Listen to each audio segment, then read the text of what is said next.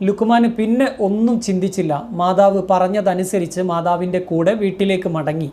പിന്നെ മാതാവിൻ്റെ സുഖത്തിനും സന്തോഷത്തിനും വേണ്ടി ആ മകൻ രാപ്പകലില്ലാതെ കഷ്ടപ്പെട്ട് അധ്വാനിച്ചു, സന്തോഷത്തോടെ ജീവിച്ചു.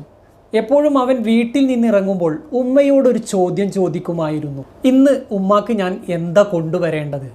അപ്പോൾ ആ ഉമ്മ പറയും, മകനെ, നീ മടങ്ങിയെത്തിയിട്ട് എൻ്റെ അടുത്ത് വേണം, അതിൽ പരം എനിക്ക് ഒന്നും വേണ്ടട്ടോ.